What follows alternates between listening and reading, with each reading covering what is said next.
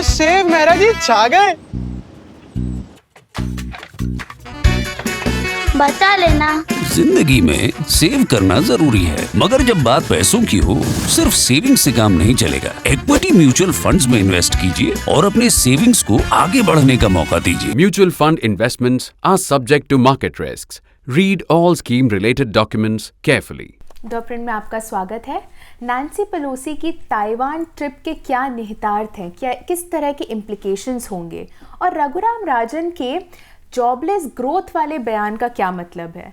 पिछले हफ्ते आपने अंतर्राष्ट्रीय राजनीति, राष्ट्रीय राजनीति, अर्थव्यवस्था, खेल जगत, कॉमनवेल्थ गेम्स तक हमें ढेर सारे सवाल भेजे, और आज के इस एपिसोड में हम ऐसे ही सवालों की चर्चा करेंगे। हेडलाइंस के पीछे शेखर के साथ मैं अपूर्वा मंथानी, और मेरे साथ है हमारे editor in chief Shekhar Gupta. स्वागत है आपका शेखर।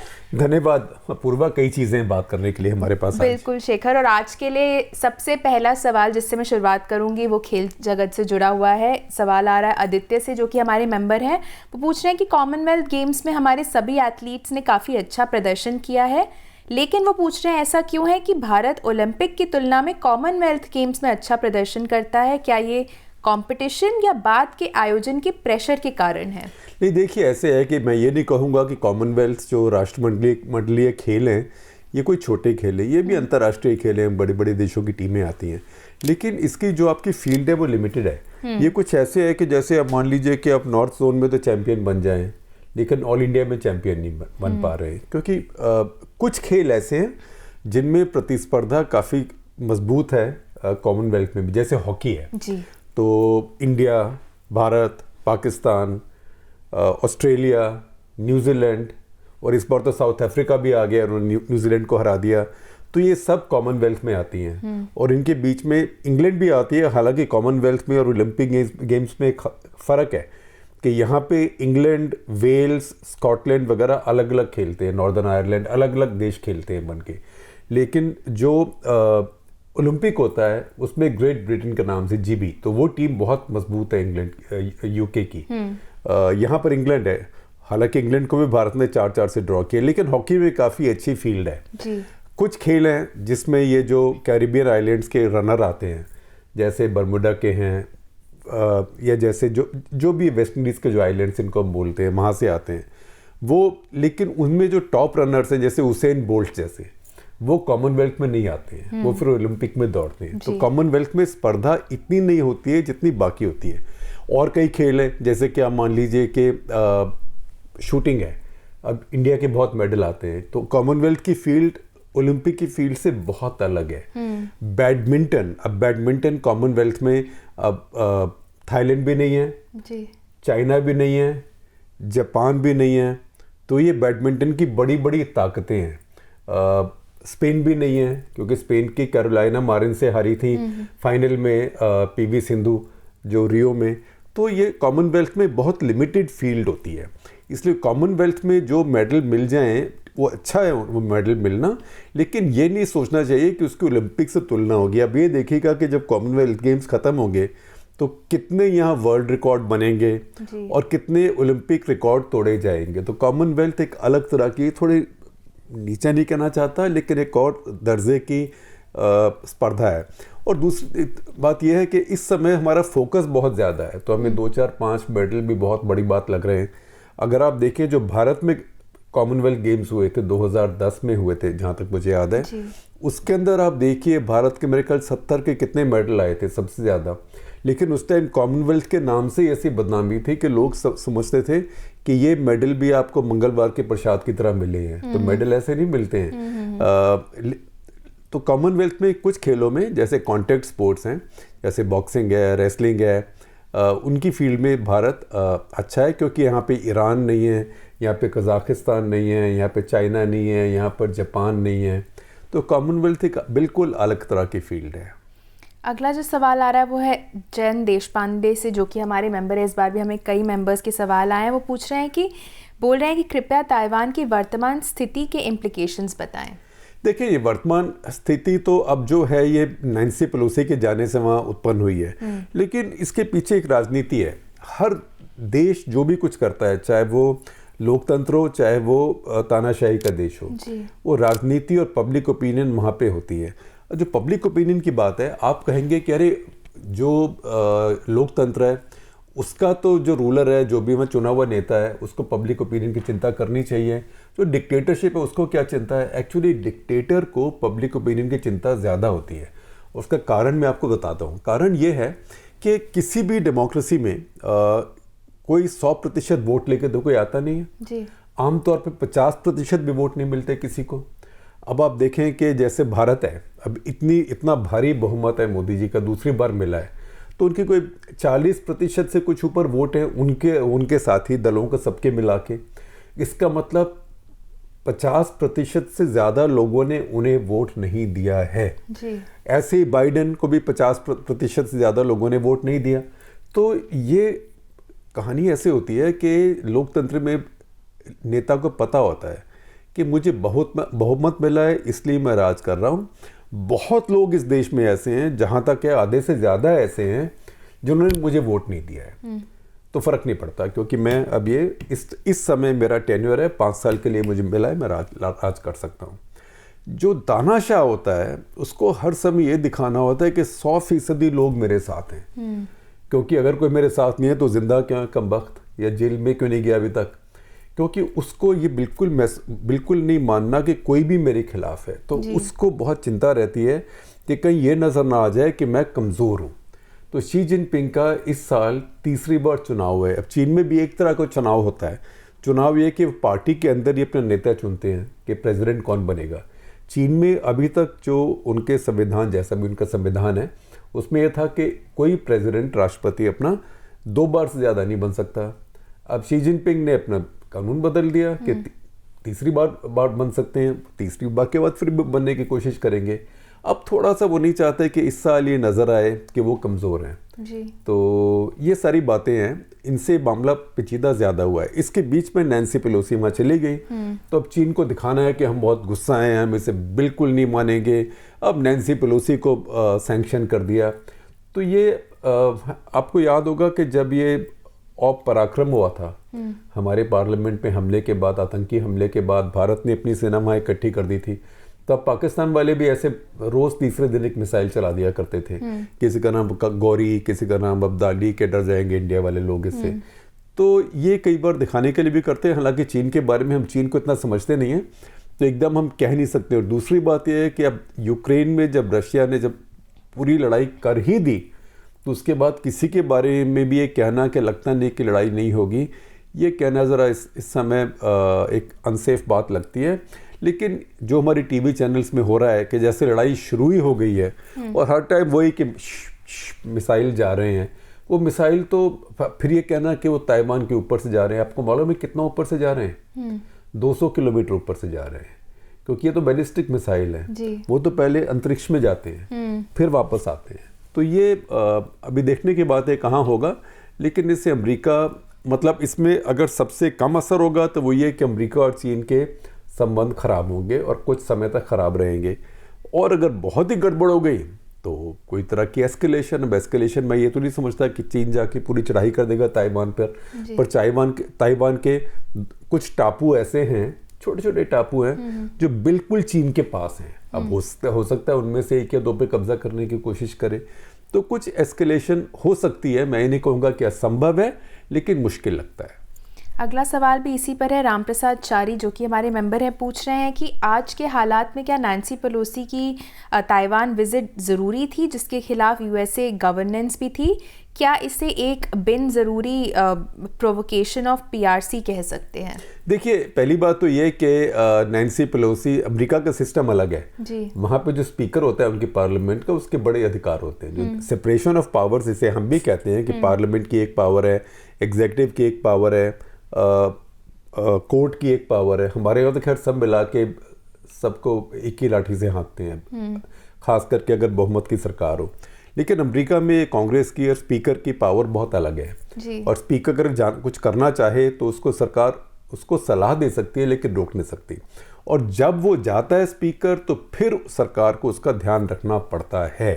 क्योंकि देखिए, अमेरिका के सिस्टम में जैसे कि आप कहें ना कि यूके के, ग्रेट ब्रिटेन की महारानी कि उसके बाद कौन बनेगा प्रिंस चार्ल्स, उसके बाद कौन बनेगा फलाना प्रिंस, उसके बाद कौन बनेगा, सब लिखा हुआ है।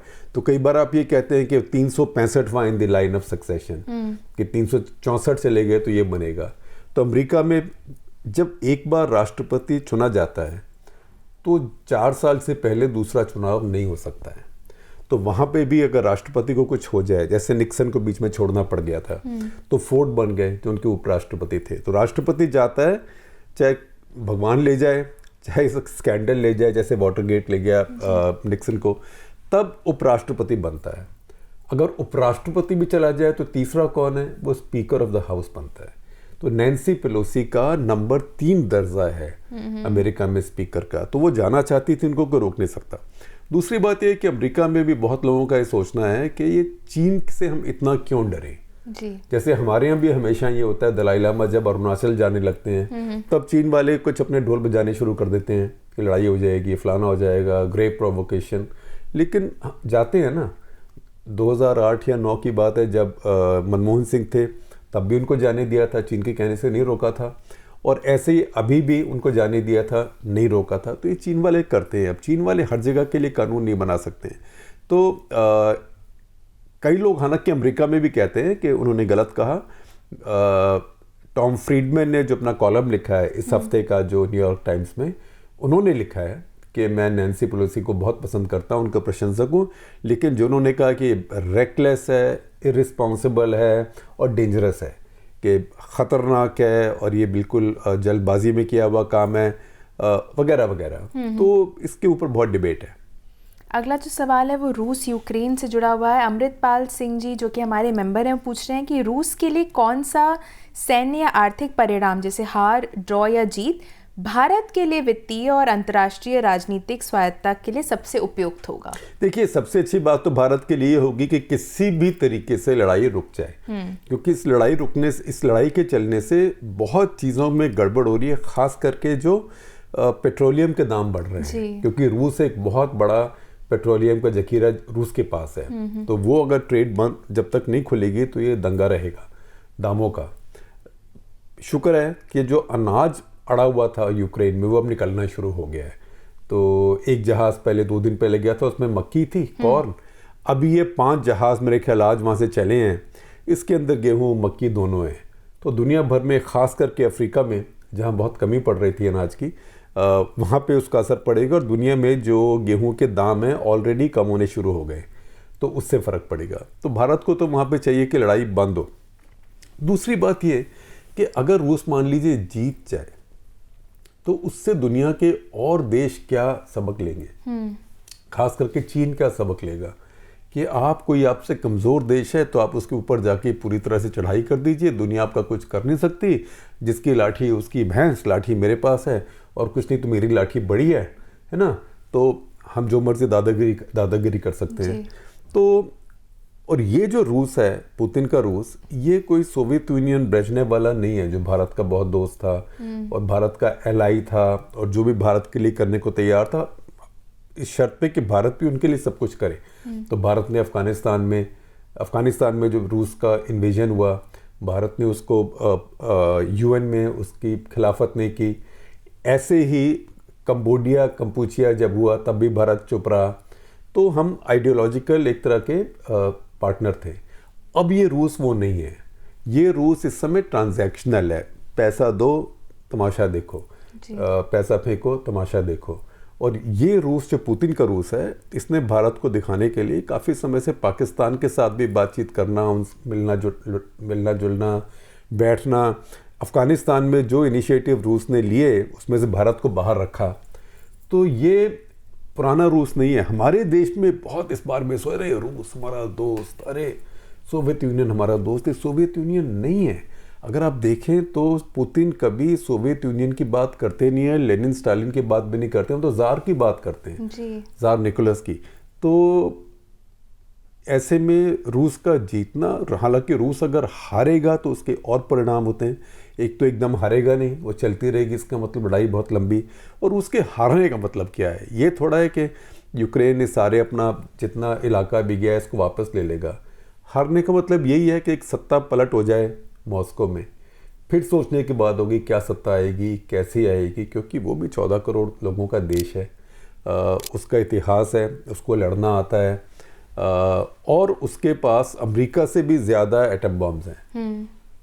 अगला जो सवाल है वो बसंत मिश्रा का आ रहा है, जो कि हमारे मेंबर हैं। वो पूछ रहे हैं कि हाल ही में रघुराम राजन ने भारत के जॉबलेस ग्रोथ का जिक्र किया, वास्तव में ये क्या है और क्या आपको लगता है कि ये जॉबलेस ग्रोथ देश में बेरोजगारी की उच्च दर का कारण है? देखिए, ये ग्रोथ सबसे बड़ी बात है कि इतनी ग्रोथ है ही नहीं। जब भी लोग कहते हैं जॉबलेस ग्रोथ, तो जॉबलेस ग्रोथ की बात तब बनती है जबकि यहाँ पे 8-9-10% ग्रोथ हो रही हो। आपके पास पिछले 3 साल में अगर आप IMF की रिपोर्ट देखें तो पिछले 3 साल में इस साल भारत अगर 7.5% पर ग्रो कर भी गया, हालांकि रिजर्व बैंक ने कल अपनी पॉलिसी में कहा है कि 7.2% में बढ़ेगा, और आप देखिए कि ये ग्रोथ रेट कम होता जा रहा है। लेकिन अगर 7.5 भी होता है इस साल, फिर भी 3 साल का जो टोटल ग्रोथ रेट है भारत का सिर्फ 2.3% होगा, क्योंकि बीच में 1 साल तो इतना बड़ा फॉल हो गया, और उसके पहले 3 साल से भारत की जो इकोनॉमिक ग्रोथ थी वो कम हो रही थी।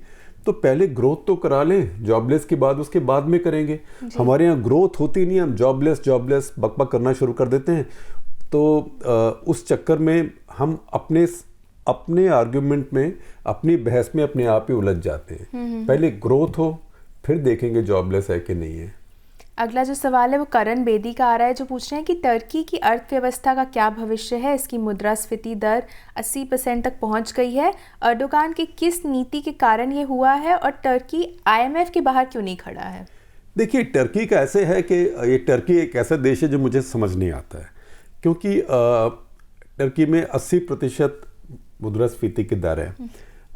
उनका जो लीरा है, जो उनकी करेंसी है, बिल्कुल कोलैप्स कर गई है और फर्दर कोलैप्स की जा रही है। आज अर्डोगान एक तरह से चुने हुए डिक्टेटर हैं, जो मेरी मर्जी वो ठीक है। वो ये मानने को तैयार ही नहीं है कि मॉनेटरी पॉलिसी कुछ होती है, कि अगर आपके यहाँ इन्फ्लेशन बढ़ रहा है तो आपका जो सेंट्रल बैंक होता है, जो रिजर्व बैंक जैसे यहाँ पे है, वो ब्याज की दरें बढ़ाता है ताकि मार्केट में से पैसा कम हो, लोग खर्च करना कम करें और इन्फ्लेशन कम हो। वो उल्टा करते हैं। अब आप देखिए भारत में, क्योंकि 7.5% से ऊपर, थोड़ा सा भी ऊपर गया था अभी इन्फ्लेशन, क्योंकि वो RBI की लिमिट के बाहर है, 6 से ऊपर हो तो RBI को एकदम एक्ट करना है। फिर भी कल फिर 50 बेसिस पॉइंट्स ब्याज दर बढ़ाई गई है। वहाँ जैसे महंगाई बढ़ती है वो ब्याज दर और घटवा देते हैं। तो उनकी हालत ये हो गई कि उनका जो सेंट्रल बैंक है वो पैसा दे रहा है बैंकों को ऐसी दर पे बाजार की दरों से भी नीचे है। तो अब वो कैसे उसमें काम चलेगा कि तो पैसे छापे जाइए आप, पर एट द सेम टाइम जो टर्की है उसकी एक ज्योग्राफिकल लोकेशन है जी। जो लोकेशन है वो उसकी सबसे बड़ी कैपिटल है। वो ये कि उसकी एक तरफ सी ऑफ मारमारा है, एक तरफ बॉस्फोरस है। तो अगर आपको ब्लैक सी में जाना है, जो रशिया के लिए भी, यूक्रेन के लिए भी, सारे एरिया के लिए, रोमानिया, बल्गारिया, इन सब के लिए बहुत ज़रूरी है, तो उसका रास्ता जो मेडिटेरेनियन सी है उससे जाना हो आपने, अगर ब्लैक सी मतलब दुनिया भर के अगर समुद्री सिस्टम को ब्लैक सी पहुंचना हो तो आपको टर्की से ही जाना पड़ेगा। और ये बहुत छोटी छोटी नहर की तरह चैनल्स हैं, तो टर्की के पास वो अधिकार है उनको रोकने का। अच्छा, कुछ वो यूरोप में है, कुछ वो एशिया में है, तो बिल्कुल यूरेशियन देश है, दुनिया का सेंटर है। हालांकि टर्की का सिर्फ 3% या 4% ऐसा इलाका है जो कि यूरोप में पड़ता है, लेकिन वो नेटो का मेंबर भी है, बड़ी फौज है जी। लोग पढ़े लिखे हैं, बहुत अच्छा इंफ्रास्ट्रक्चर है। तो ये सारी बातें हैं, इन सब से सबको मिला के टर्की एक बड़ा अजीबोगरीब देश बनता है। और उनकी इंडस्ट्री देखिए, वो इतनी अच्छी ड्रोन्स बनाते हैं दुनिया भर की। उनकी ड्रोन्स लेके अज़रबैजान ने 3 दिन के अंदर आर्मीनिया को लड़ाई में हरा दिया। आर्मीनिया जिसका साथी रशिया है, और उसकी ड्रोन बैरक्टार को लेके अभी यूक्रेन वाले लड़ रहे हैं रूस के साथ में। तो ये टर्की, मैं भी चाहता हूँ कि इसको थोड़ा ज़्यादा स्टडी करूँ, लेकिन एक बड़ी अलग तरह की शक्ति है। अगला जो सवाल है वो मोनिका शाह का आ रहा है, जो कि हमारी सब्सक्राइबर हैं। वो पूछ रहे हैं कि बीजेपी ने, दरअसल बोल रही है, काफ़ी लंबा सवाल है, बोल रहे हैं कि बीजेपी ने श्रीमती मुर्मू जी को राष्ट्रपति बनाकर काफ़ी दूर की सोची है। लोग अक्सर सिर्फ इतना सोचते हैं कि ऐसी ट्राइबल शख्सियत से आने वाले चुनावों में बीजेपी को फ़ायदा हो सकता है, मगर बीजेपी के भारत में 2-3 पिछड़े मसले बाकी हैं जिनमें शेड्यूल ट्राइब्स को साथ लेकर चलना और उनका पार्टिसिपेशन बढ़ाना बहुत ज़रूरी है। इनमें वो बोल रही हैं सबसे पहले कॉमन सिविल कोड है और बातें जैसे religious conversion, natural resource development भी है, जिनका ट्राइबल लोग का पार्टिसिपेशन बढ़े इंडिया में उतना, जिसमें उनका पार्टिसिपेशन बढ़े उतना ही अच्छा है ये लक्ष्य हासिल करने में। आपका इस पे क्या कहना है? देखिए, आपकी बात, एक तो आपकी सब बातों से मैं सहमत हूँ। जो ट्राइबल लोग हैं बीजेपी का, उसमें एक इंटरेस्ट और है, वो ये है कि क्रिश्चियन कन्वर्शंस का, क्योंकि भारत में इस समय मुसलमान तो हिंदू को कन्वर्ट नहीं कर रहे हैं, लेकिन क्रिश्चियन जो मिशनरी एक्टिविटी है, यहाँ पे आज़ादी है, आप अपना धर्म फैला सकते हैं। तो उनका जो ट्राइबल एरियाज़ में एक तरह से स्पर्धा है, कंपटीशन है हिंदू मिशनरीज़ में और क्रिश्चियन मिशनरीज़ में, क्योंकि जो ट्राइबल लोग हैं वो अपने तरीके का उनका धर्म होता है जी। तो ज़रूरी नहीं है कि वही देवी देवता की वो पूजा करें जिनकी यहाँ पर हम अपने पड़ोस के मंदिर में करते हैं, तो उनका अपना तरीका है। तो उसके अंदर क्रिश्चियन भी हैं, काफ़ी ट्राइबल जो हैं क्रिश्चियनिटी में कन्वर्ट हो गए। जैसे नॉर्थ ईस्ट है, उत्तर पूर्व के नागा हैं, मणिपुरी ट्राइबल्स हैं, मिज़ोज़ हैं, ये सब कन्वर्ट हो गए क्रिश्चियनिटी में। अरुणाचल में कुछ काफ़ी हो गए, लेकिन ज़्यादातर अभी नहीं हुए हैं। तो ये सब, और जो सेंट्रल जो केंद्रीय और पूर्वी भारत है और पूर्व केंद्रीय भारत है, जो इसमें उड़ीसा, छत्तीसगढ़, झारखंड और थोड़ा पार्ट वेस्ट बंगाल का भी आता है जी। यहाँ पर इस समय बहुत कंपटीशन चल रहा है। तो उसमें एक ट्राइबल को जो बिल्कुल हिंदू हैं और हिंदू तौर तरीके अपनाती हैं, उनको बना के प्रेसिडेंट बीजेपी, एक और उनका इंटरेस्ट है उसको भी वो, और ये पॉलिटिक्स है, हर किसी को अपना इंटरेस्ट इसमें देखना होता है। अगला सवाल जो है वो मोहित ठाकुर से आ रहा है, जो कि हमारे मेंबर हैं। पूछ रहे हैं कि भारत में अफ्रीकी चीताओं के स्थानांतरण के साथ आप वाइल्ड लाइफ विविधता और संरक्षण को समृद्ध करने की वर्तमान सरकार की नीतियों को कैसे देखते हैं? देखिए, पहली बात तो जो चीता की प्लान है, ये पुरानी प्लान है, ये यूपीए के टाइम में शुरू हुई थी और उसमें तैयारी में बहुत टाइम लगा, क्योंकि पहले इंतजाम करना कि चीते कहाँ से आएंगे, तो नामीबिया से आ रहे हैं अभी। फिर ये कि चीता एक बड़ी अलग तरह का जानवर है, क्योंकि लगता बड़ा खूंखार होगा, लेकिन चीता जब बोलता भी है तो लगता है कि बिल्ली बोल रही है, उसके पास भी ऐसी दहाड़ नहीं है उसकी, और बड़ा नाजुक है। वो दौड़ता बहुत तेज है लेकिन नाजुक है, कोई इतनी बड़ी गाय भैंस को नहीं मार सकता जिसको टाइगर जो है हमारा शेर वो मार लेता है, या बब्बर शेर मार लेता है। बब्बर शेर तो वैसे भी झुंड में चलता है, खुद तो कुछ खास करता नहीं, उसके वो बीवियाँ बच्चे बेचारे सारा काम करके लाके उसको देते हैं। लेकिन वो ये जो चीता है तेज भागता है, लेकिन बड़ा जानवर नहीं मार पाता, उसको छोटा जानवर, छोटे हिरन वगैरह को मार पाता है। दूसरी बात ये कि उसको दौड़ना होता है, उसका स्टाइल है कि वो शिकार के पीछे दौड़ता है, तो दौड़ने के लिए उसे खुला मैदान चाहिए। ये बड़ा भरा जंगल, जैसे हमारे आम मोगली स्टाइल जंगल होते हैं, जंगल बुक स्टाइल, उसको वो नहीं चाहिए, उसको खुला घास का मैदान चाहिए। तो अफ्रीका में जहाँ चीते होते हैं खुले लंबे बड़े घास के मैदान होते हैं, तो ऐसी जगह ढूंढी मध्य प्रदेश में।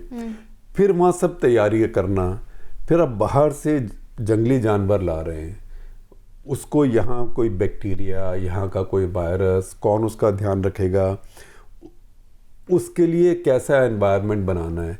अभी हमारा जितना जंगल का विभाग है, जंगलात का विभाग है, उसमें तो किसी ने चीता को देखा ही नहीं, मतलब जंगल में, क्योंकि आखिरी चीता तो हमारे यहाँ 50 के दशक में ख़त्म हो गया।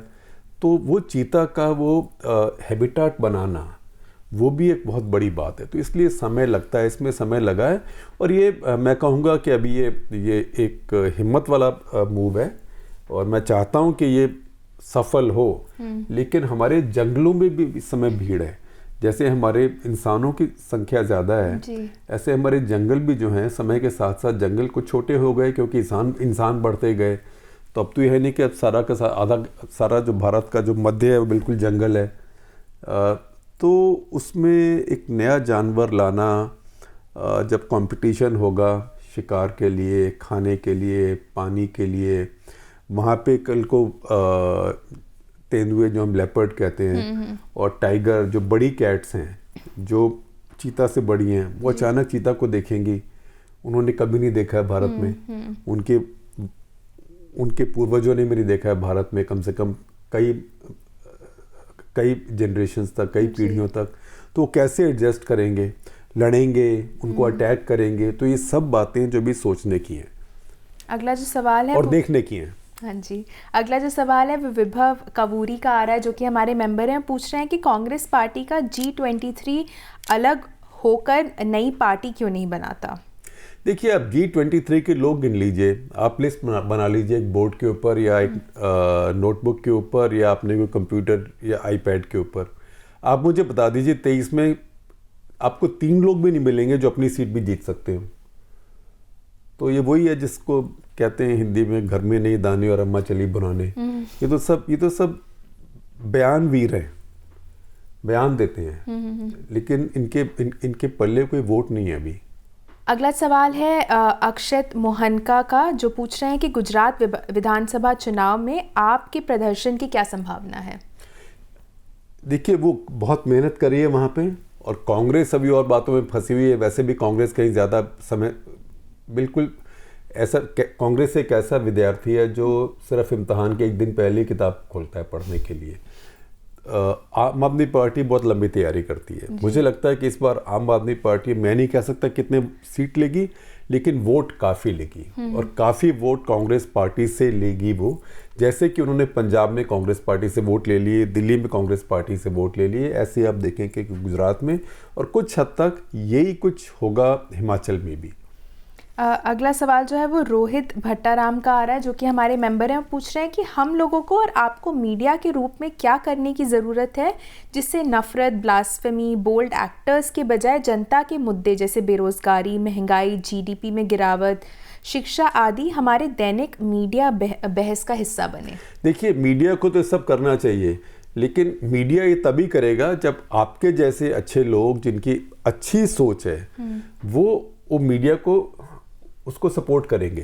क्योंकि देखिए, मीडिया क्यों करता है, किसी को, मीडिया को ये नहीं कि कोई हिंदू मुसलमान, अब तेंदुए का रूट कनाल या सांप के साथ पेड़ की शादी, है ना, कोई, वो क्यों करते हैं? इसलिए करते हैं कि TRPs बढ़ेंगी, फिर उसमें इश्तिहार आएंगे, फिर इश्तिहार भी ऐसे वाहियात चीज़ों के आते हैं कि आप ये मेरा तेल लगा लीजिए तो आपके घुटने का दर्द ख़त्म हो जाएगा, आप सिर में लगा दीजिए बाल उगाएंगे, ऐसी फेक चीज़ों के।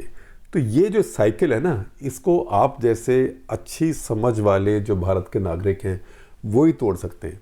और उसका तरीका ये है कि आप जो पढ़ते हैं, जो सुनते हैं, जो देखते हैं, जो अच्छा है, आप उससे सहमत हों, असहमत हों, वो अलग बात है। हम तो लोकतंत्र हैं, हम तो अपूर्वा और हम ही 100 बात में बहस कर सकते हैं। आप में से कई बार लोग बोलते हैं, मैं देखता हूँ कमेंट्स में कि अपूर्वा शेखर क्यों बोलती हैं, शेखर जी। तो ये जो न्यूज़ रूम होता है, ये बड़ी एक डेमोक्रेटिक जगह होती है, और आपको पता नहीं है, ये लोग मेरी तो कोई बात मानते ही नहीं है, इतनी हम लोगों की बहस होती है आपस में। तो इसलिए सहमति असहमति एक अलग चीज़ है, लेकिन सिंसियरिटी ऑफ पर्पस के साथ जो पत्रकार काम करें, जो चीज़ें लोगों के लिए मैटर करती हैं, उन पर फोकस करें, तो वो तभी हो सकता है जब आप जैसे लोग उस पत्रकारिता को मुफ्त ना इस्तेमाल करें। आप कहीं पिक्चर देखने जाते हैं मल्टीप्लेक्स में, 150 और 200 रुपए की टिकट होती है, फिर 60-70 रुपए का पॉपकॉर्न होता है, शायद उससे महंगा ही होता हो, फिर कॉफ़ी होती है, फिर आने जाने का भाड़ा तो 500 के करीब तो ऐसे ही खर्च हो जाते हैं। तो अगर आप वो मुफ्त में नहीं करते, तो आप अपनी जो पत्रकारिता को आप कंज्यूम करते हैं वो मुफ्त में क्यों करना चाहिए आपको? और मुफ्त में अगर करेंगे, फिर आपको वही मिलेगा, सांप की और पेड़ की शादी, बड़ी मज़ेदार स्टोरी होती है वो। अगला जो सवाल है वो एस विश्वास का आ रहा है। दरअसल ये उनका एक सुझाव है। वो बोल रहे हैं कि कृपया एक एपिसोड बनाएं कि मोदी सरकार केवल विपक्षी राज्य के विधायकों और सांसदों में ईडी और सीबीआई का उपयोग क्यों कर रही है। ये कल्पना के परे है कि भाजपा विधायक, संसद और भाजपा पार्टी की फंडिंग सब सफ़ेद धन है। देखिए, ऐसे है कि एजेंसीज तो भारत में अब पिछले करीब 30-40 साल से जिसकी सरकार हुई है उसने एजेंसीज का मिसयूज़ किया है, लेकिन इस समय बहुत ज़्यादा है, इस समय बहुत ज़्यादा है। और इस समय कुछ ऐसा भी हो गया है हमारी राजनीति में कि जिसको हम अंग्रेजी में कहते हैं ऑनर अमंग थीव्स, कि चोर चोर की इज्जत करता है ना, तो वो भी नहीं रहा। तो इस समय एजेंसीज का जो मिसयूज़ है बहुत ही एक तरफा है और बहुत ज़्यादा है। और ये 3 चीज़ें एक साथ मिल जाती हैं। एक तो ये एजेंसीज, एक कुछ जो आपकी फ्रेंडली चैनल्स होती हैं, वो कहती है अरे ये पकड़ा गया 5,000 करोड़, 10,000 करोड़, 20,000 करोड़, 50। अरे ये पिक्चर हम देख चुके हैं पहले, और जब पहले देखी थी तो इसका बड़ा दुखांत हुआ था, जो अभी दुखांत समझ आया है कि उस समय ये फैल गया कि 1,76,000 करोड़ रुपए का ये स्पेक्ट्रम स्कैम हो गया। कहाँ गए वो पैसे? कोर्ट ने कह दिया कुछ नहीं है, पैसे आए नहीं। आज उसके 15 साल के बाद, वो 2007 की बात है, 15 साल के बाद, तब डॉलर मेरे ख्याल 40 रुपए कुछ था, अब डॉलर 80 रुपए का है। तब से अब तक इकोनॉमी इतनी बढ़ गई है, दुनिया में स्केल इतना बढ़ गया। तब 2G की थी, ये 5G का है, और वो सिर्फ 1.5 लाख करोड़ की बिकी है। तो उस समय 1,76,000 करोड़। लेकिन यही सारा मीडिया उस समय शुरू हो गया था, इसी तरह का मीडिया। उसके साथ साथ अब एक और शक्ति हो गई है सोशल मीडिया। तो उस पे आप फिर जिस पे आप अटैक करते हैं, पहले एजेंसी उसे त्रिशूल की तरह लगता है। शिव जी माफ़ करेंगे, मैं उनके हथियार का उदाहरण ले रहा हूँ। त्रिशूल, एक त्रिशूल का जो एक नोक है वो है एजेंसीज, वो बीच वाली। एक तरफ है वो है आपके फ्रेंडली टीवी चैनल्स, और एक तरफ है सोशल मीडिया। तो ये सब लोग चोर चोर चोर चोर चोर चोर चोर चोर शुरू हो जाते हैं। तो इस तरीके से आप जो आपसे असहमति करे, चाहे वो अपोजिशन का हो, चाहे वो सिविल सोसाइटी का हो, चाहे वो पत्रकार हो, आप उसका मनोबल तोड़ देते हैं। तो ये अच्छी बात नहीं है, क्योंकि जो गलत काम एक इंसान करता है, एक पार्टी करती है, वो कल को दूसरा भी करता है। क्योंकि अच्छे उदाहरण आमतौर पे लोग दोबारा से फॉलो नहीं करते हैं, लेकिन जो बुरे उदाहरण होते हैं उसे कोई छोड़ता नहीं है। अगला सवाल जो है वो रंजन सेगू का आ रहा है, जो पूछ रहे हैं कि साउथ की फिल्में बॉलीवुड से बेहतर प्रदर्शन क्यों कर रही हैं? एक तो उसमें देखिए, साउथ की फिल्मों में क्या है कि टैलेंट नया आ रहा है जी, और ये बात हम बहुत दिन समझे नहीं थे, क्योंकि हम अपनी इतनी हिंदी की दुनिया में रहे कि साउथ की फिल्में साउथ में पहले ही बहुत अच्छा कर रही थी। तो रिसोर्सेज उनके, स्टूडियोज उनके, टेक्नोलॉजी की नॉलेज, और ये नहीं मैं कहता कि वहाँ पे परिवारवाद या वंशवाद नहीं है, लेकिन वहाँ पे डाइवर्सिटी बहुत ज़्यादा है साउथ के अंदर ही। बड़े बड़े स्टूडियोज़ हैं और बहुत टैलेंटेड बनाने वाले हैं। हमारे यहाँ तो बनाने वाले भी वंशवाद, स्टार भी वंशवाद, और म्यूज़िक डायरेक्टर सब भी कुछ ऐसे शुरू हो गया यहाँ पे, और वही 5-6 स्टार हो गए, हर जगह वही जाते हैं। तो आपको अब जब देखते हैं आप, अब देखिए फिल्में मैं तो इतनी जानता हूँ, लेकिन जो मेरी लिमिटेड सीमित समझ है कि आप जैक निकल्सन की अंग्रेज़ी फिल्म देखें, तो किसी भी फिल्म में जो कैरेक्टर वो बनता है, आपको वो कैरेक्टर याद रहता है जी। लेकिन अमिताभ बच्चन की कोई भी फिल्म देखें, या अमिताभ बच्चन से भी ज़्यादा इसमें अच्छा उदाहरण सलमान खान का है। कोई भी फिल्म देखें, वो कुछ भी बनाओ, आपको वो कैरेक्टर याद नहीं रहता, सलमान खान याद रहता है, अमिताभ बच्चन याद रहता है, वो कैरेक्टर याद नहीं रहता है। तो ये साउथ में इससे ये लोग आगे निकल गए। मैं नहीं कहता वहाँ स्टार सिस्टम नहीं है, वहाँ भी स्टार सिस्टम है, वहाँ भी बड़े बड़े स्टार हैं, लेकिन इस समय ये पासा पलट गया है। सबसे बड़े स्टार अगर भारत में देखें, मेल स्टार इस समय तो प्रभास मैंने सुनाए हैं जी। तो ये बॉलीवुड के लिए बहुत बड़ा एक सबक है। और उसमें एक कारण बॉलीवुड का ये भी है कि वो इतना इन्वेस्ट नहीं कर पा रहे हैं अपनी फिल्मों में, कि उनके जो स्टार हैं बहुत पैसा लेते हैं। कई फिल्मों में तो जो फिल्मों का आधा से ऊपर बजट होता है, वो सिर्फ 2 स्टार्स का ही होता है, 2-2.5 स्टार्स का ही होता है, तो बाकी चीज़ के लिए कुछ बचता नहीं है। तो ये बहुत बड़ा झटका है हिंदी फिल्मों का।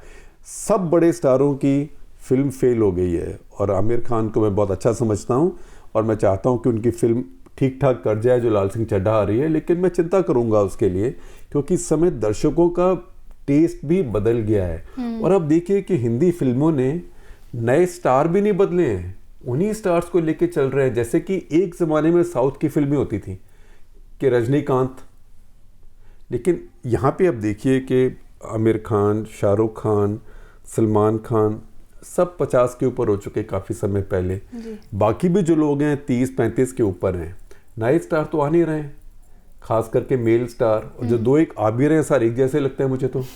लगता है एक ही फैक्ट्री में से, जैसे कुकी कटर कहते हैं ना, जो बिस्किट की फैक्ट्री होती है कि बिस्किट सब एक जैसे कट कट के आते हैं, ऐसे लगते हैं सारे के सारे। मुझे कई बार फ्लाइट पे मिल जाए कोई तो मैं पहचान नहीं पाता कि ये ए है या बी है।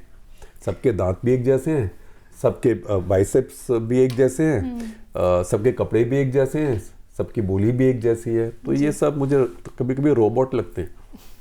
आखिरी जो सवाल है आज का वो आ रहा है साहा एस से, जो कि हमारे मेंबर हैं। सवाल द प्रिंट के बारे में, वो पूछ रहे हैं कि एप्पल ऐप स्टोर पर द प्रिंट की ऐप क्यों नहीं है। देखिए, हम काफ़ी समय से इसके ऊपर सोच रहे हैं और काम कर रहे हैं, और हम चाहते थे कि ऐप तब शुरू करें जब हमारे पास इतना एक्सपेंशन हो जाए, विस्तार हो जाए कि हम उस ऐप में आपको लगातार कुछ ना कुछ देते रह सकें।